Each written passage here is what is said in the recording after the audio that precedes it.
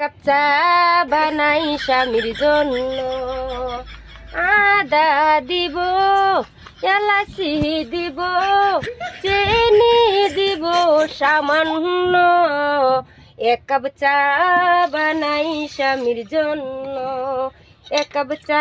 কিরে, আজকে তো তোদের রেজাল্ট আউট হয়েছে, তো কেমন হলো তোদের রেজাল্ট? স্যার আমার রেজাল্ট খুবই ভালো হয়েছে, মানে এত ভালো হয়েছে আমি ভাষায় প্রকাশ করতে পারবো না, এত ভালো রেজাল্ট হয়েছে আমার। কত পার্সেন্টেজ পেয়েছিস? স্যার 48%।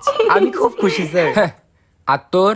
স্যার আমার রেজাল্ট খুব বাজে হয়েছে স্যার, আমি বুঝতে পারছি না আমি আপনাকে কি বলবো, খুবই বাজে হয়েছে স্যার। কত পার্সেন্টেজ পেয়েছিস? স্যার 92%। আজকে আমি তোকে মারবো শয়তান। আরে অনেকদিন ধরে একটা কথা বলবো ভাবছিলাম। পথে এসো খোকা, বলো বলো। চোখ বন্ধ কর, তারপর বলছি।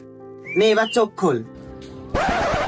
হাই, কি রে ভাই, কি ফ্রড বাজলো, ওকে পাগল কি এটা তোমার সাথে? আরে মেহুল, এটা আমার গার্লফ্রেন্ড। ভাই এত বছর ধরে তুমি আমাকে টিউশনই পড়ালে, ঠিক আছে, আমাকে দিয়ে পিটতে পালে, চা আনালে, উল্টো পাল্টা ডায়েরিতে লিখে সেটা আমার চোখের সামনে খুলে রাখলে, আর এখন অন্য কাউকে ভালোবাসি, মানে মগের মূল্য পেয়েছো নাকি? কি ভেবেছো কি টক্সিক বাবাইদা?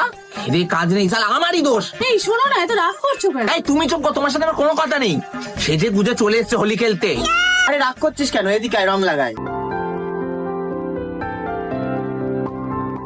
তুমি কি পাগল হয়ে গেছো নাকি? আমাকে সিঁদুর বলে কেন? তুমি কি জানো না এটার মধ্যে সিঁদুর মেশানো আছে? সিঁদুর মেশানো মানে? থাক আর ন্যাকামো করো না, নিজের তো একটা হিললে হলো।